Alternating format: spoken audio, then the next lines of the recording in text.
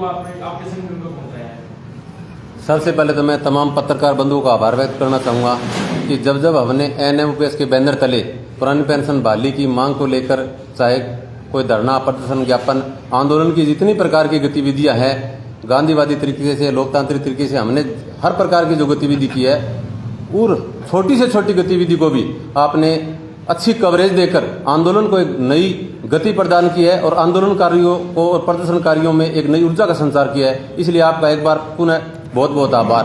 NMOPS है जो national movement for old pension scheme है, ये पूरे देश में आंदोलनरत है। राजस्थान में भी हर एक क्षेत्र में, चाहे वो सोशल मीडिया का क्षेत्र हो, चाहे वो धरातल पर कार्य हो, हर क्षेत्र में हमने हमारी मांग सरकार तक पहुंचाई है।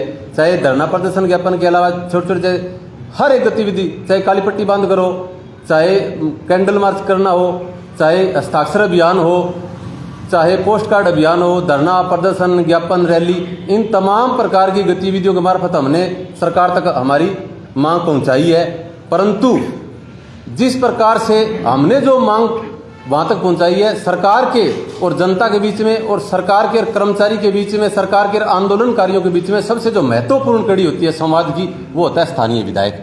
विधायक ने, हमारे माननीय विधायक श्री बलवान जी पूनिया ने विधानसभा में जिस हिसाब से तथ्यों के साथ टू द पॉइंट बुलंद आवाज में जो बार बार आवाज उठाई है, इसे हम सहयोग कहें या कुछ भी कह सकते हैं। उधर से आवाज उठती है, उधर से पेंशन बहाली की घोषणा हो रही है। तो ये जो बातें हैं, ये निश्चित रूप से इन बातों को हम ध्यान में रखते हुए विधायक महोदय का अभिनंदन करेंगे। विधायक जी के मार्फत हम अशोक गहलोत जी का भी आभार व्यक्त करेंगे।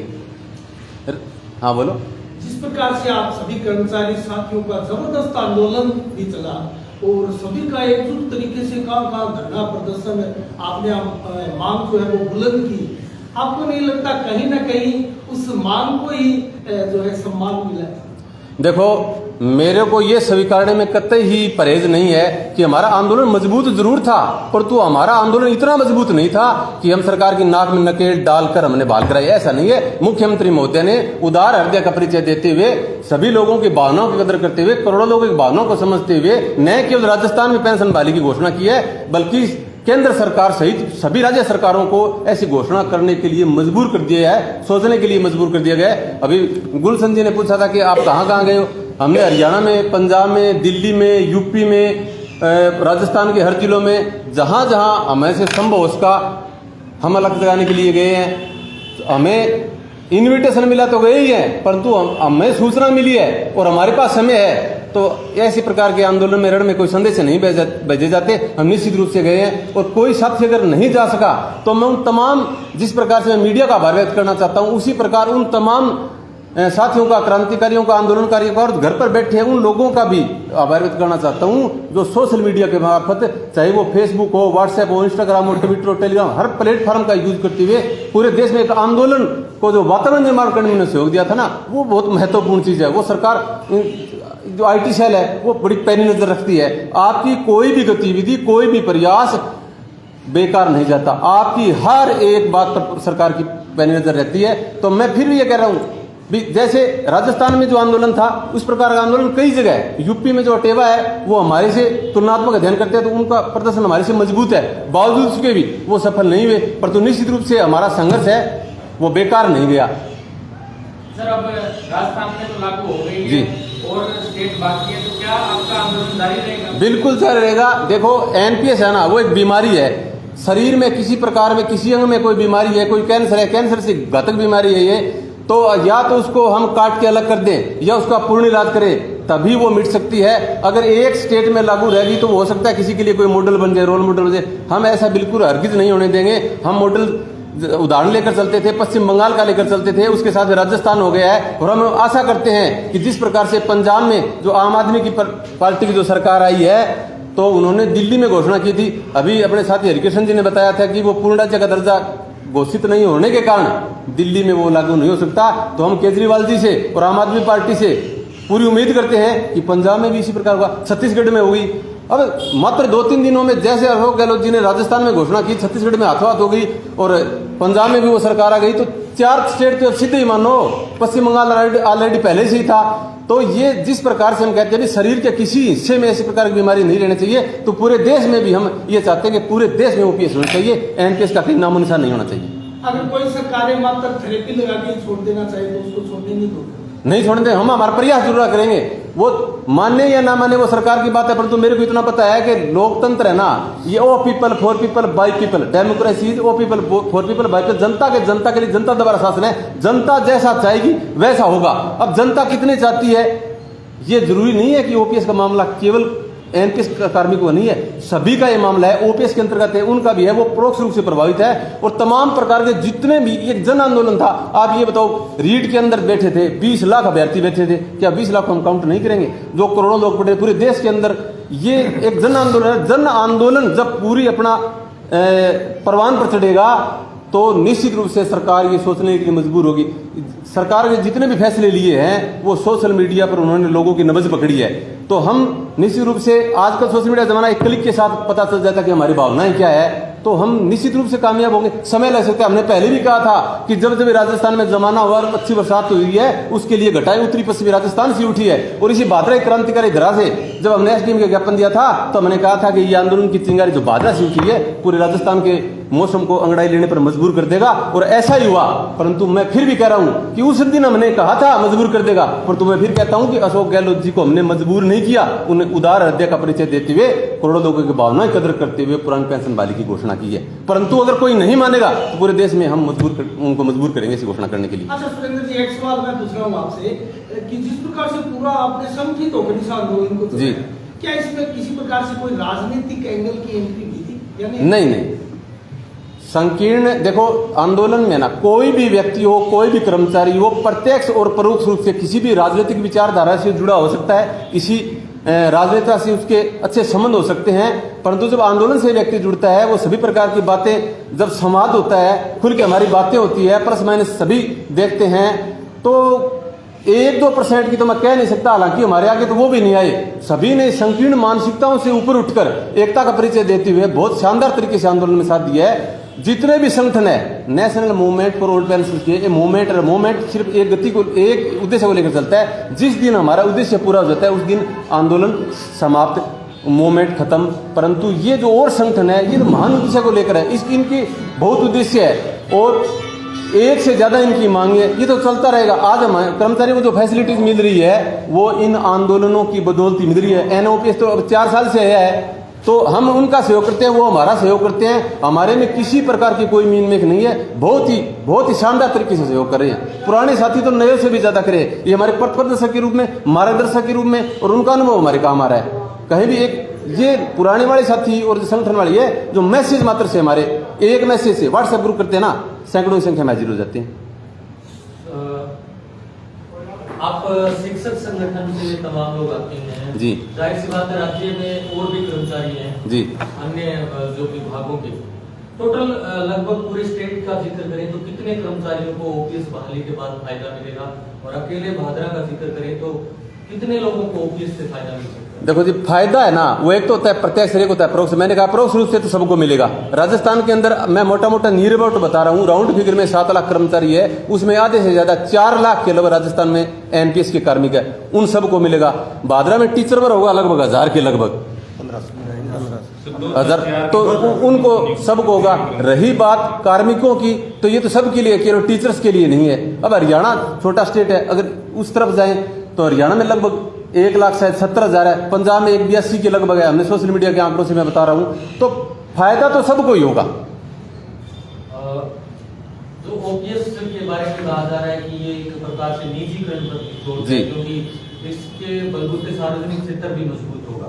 तो क्या मानते हैं जो आज के परिप्रेक्ष्य में जो सरकारें निजीकरण की तरफ चल पड़ी है, चाहे वो कोई भी सरकारें हो, ऐसे में ओपीएस बहाली छत्तीसगढ़ के मुख्यमंत्री भी मजबूर हुए, उनको बजट में घोषणा करनी पड़ी है, पंजाब में भी होगी, और कांग्रेस ने कल अपने वक्तव्य में कहा है कि जहां भी कांग्रेस की सरकारें, गठबंधन की सरकारें, उनको प्रमुखता से ओपीएस बहाली करने के लिए कहा जाएगा। ऐसे में आपको लगता है निजीकरण पर एक बड़ी चोट है? निजीकरण पर बहुत बड़ी चोट है। और हम जो मांग रखते हैं वो तो महत्व रखती है, परंतु प्रमुख विपक्षी दल और जो सत्ता पक्ष जो घोषणा करते हैं ना, वो और ज़्यादा महत्वपूर्ण होती है।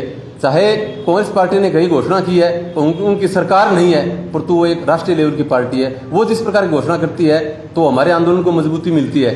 अगर निजीकरण अगर अच्छा हो और अगर वो एनपीएस अगर अच्छी हो तो अच्छी चीज नेता अपने तक नहीं पहुंचने देते। बहुत बड़ी बात है ये, तो चाय पत्ती एक कैटेगरी के अपने तक नहीं पहुंचने देते। तो ये अपने तक अपने पास नहीं आने दी, खुद ने अपना ली, तो इसका मतलब सिद्ध है कि ये तो ओपीएस को अच्छी मानते हैं। सर सभी सरकारी फायदा ले रहे हैं। हाँ जी, एक सवाल इसमें ये भी उठता है, मुख्यमंत्री अशोक गहलोत ने इसको घोषणा कर दी ओपीएस पर जी, 2023 में चुनाव आएंगे दिसंबर में जी, और जिस प्रकार का आज ट्रेंड आया, आज 4 राज्यों के चुनाव को बीजेपी ने भारी बहुमत से सरकार बना दी। जी, जी, 4 राज्यों जी, अगर यहाँ पर बीजेपी की सरकार आती है, जाहिर सी बात है केंद्र की सरकार बीजेपी के हाथों में है। अगर उन्होंने पलट दिया, भामाशाह को जनाधार बना दिया, जनाधार को वापस भामाशाह कर सकते हैं, तो ओपीएस को भी वापस एनपीएस कर सकते हैं, तब क्या कर्मचारियों को क्या करेंगे? देखो कर्मचारी जब हमने जो जिस प्रकार जो भी आंदोलन दिया है, तो जहां भी हमने वार्ता की है तो वार्ता सकारात्मक दिशा में बढ़ी है। इसका मतलब उनके समझ में आ रही है, वो अंतिम अंजाम तक नहीं पहुंची। कुछ कानूनी पेचीदगियां थी, कुछ ऐसी बातें, ये मेरा निजी अनुमान है, मेरा मानना है कि बीजेपी शासित राज्य है ना, वो केंद्र से पहले घोषणा करने में किसी प्रकार की हिचकिचाहट रखते हैं। समझ में उनकी भी आ गई है। जब सभी राज्य सरकारें जहां जहां बीजेपी शासित राज्य है उनके सबके समझ में आ गई है, वो सोशल मीडिया के सामने, मीडिया के सामने, इलेक्ट्रॉनिक मीडिया के सामने, प्रिंट मीडिया के सामने, हमारे सामने सार्वजनिक रूप से ये स्वीकारने के लिए तैयार नहीं है, परंतु उनके समझ में आ रही है। वार्ता करते हैं तो वो बताते हैं, तो वो ये बात पीएम के सामने भी रखेंगे और प्रधानमंत्री की जो समझ में आएगी, समझ में निश्चित रूप से आना ही पड़ेगा।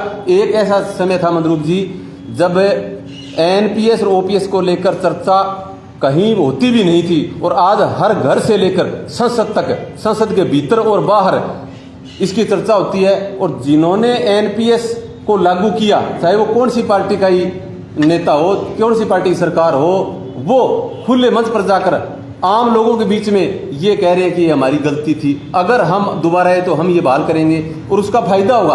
अब जैसे कर्मचारी है, अब देखने वाले बैठे, कर्मचारियों का वोट किस तरफ गया। अभी जैसे आज जो रिजल्ट आया है, रुझान है, उसकी हम पूरी समीक्षा करेंगे, कर्मचारियों का वोट किस दिशा में गया है। कर्मचारी ये बताओ, बिना नाम ले बगैर सीधे ये कहने लगे वोट फॉर ओपीएस। तो ये बताओ, कर्मचारी पूरी तरह से खुल के ओपीएस के समर्थन में आ गया और ये कह रहे हैं कि इस पार्टी को वोट दीजिए, इसको नहीं दीजिए। पूरी तरह से खुलकर कर्मचारी जब सामने आ गया तो निश्चित रूप से इस बात के लिए भी कर्मचारी सामने आ जाएगा। और जिस दिन कर्मचारी बिल्कुल मजबूर होकर आना पड़ेगा।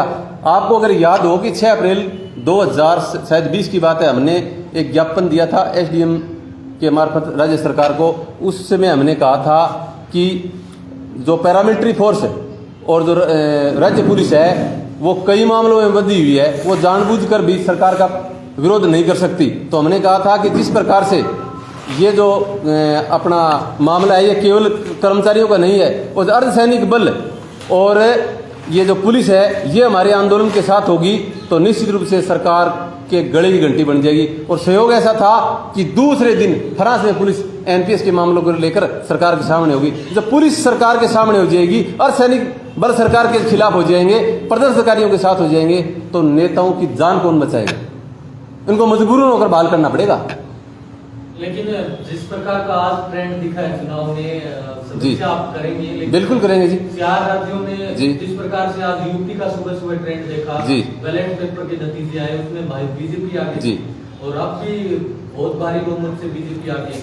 ऐसे में कैसे मान के चलें कि बीजेपी की तब जब अखिलेश यादव ने अपने मैनिफेस्टो घोषणा पत्र में कहा कि वो ओपीएस बहाल करेंगे, लेकिन उनकी पार्टी तो बहुत पीछे रह गई बहुमत से। इसका मतलब कर्मचारी सिर्फ अपने फायदे के लिए आंदोलन लड़ रहे हैं, सरकार से उन्हें कोई लेना देना नहीं है, शायद वो वोट नहीं कर पा रहे हैं, जहां पर उनको फायदा भी मिल रहा है ओपीएस का, फिर भी वो शायद वोट नहीं कर पाए। देखो, आप ये करो कि अपने फायदे के लिए कर रहे हैं सरकार से। फायदा तो तभी होगा ना जब हम चाहेंगे वो सरकार आएगी। रही बात यूपी की और पंजाब की, मैं ये बता रहा हूँ, राजस्थान सरकार ने घोषणा की, उससे बहुत पहले दिल्ली सरकार ने, आम आदमी पार्टी ने घोषणा की थी। और तो घोषणा करने के बाद माहौल क्रिएट होने में थोड़ा समय लगता है। मैं ये मानता हूं कि अगर यही घोषणा राजस्थान सरकार ने अगर 1 महीने पहले की होती तो कांग्रेस को जिन राज्यों में चुनाव है वहां उनको निश्चित रूप से फायदा होता। रही बात आम आदमी पार्टी ने दिल्ली में प्रस्ताव पास कर और एलजी को उपराज्यपाल को दे दिया।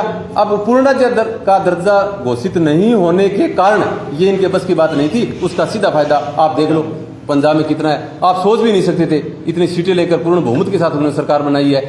तो जब कोई भी जो घोषणा करता है उसको अमली जामा पहनाने में, लोगों को एक घोषणा पर विश्वास करने में थोड़ा समय लगता है। और ये अच्छी बात है कि चुनावी वर्ष है 2023 में हमारे चुनाव है, तो एक बजट अभी शेष पड़ा है। अगर यही घोषणा 1 साल बाद अगर होती तो उससे कम असरकारक होती कांग्रेस के पक्ष में। और ये घोषणा अब कर दिए, ये हमारे राजस्थान में तो उनके लिए लाभदायक है। अगर 1 महीने 1.5 महीने पहले और होती, उन राज्यों में ज्यादा फायदा मिलता जहां अभी चुनाव हुए हैं। तो निश्चित रूप से जहां घोषणा की और प्रत्यक्ष और परोक्ष से फायदा तो मिलता है। फिर तुलनात्मक है कि बीजेपी ने, कांग्रेस ने भी घोषणा कर दी, आम आदमी ने घोषणा कर दी, तो उसको फायदा कैसे हुआ कि उन्होंने पहले घोषणा कर दी।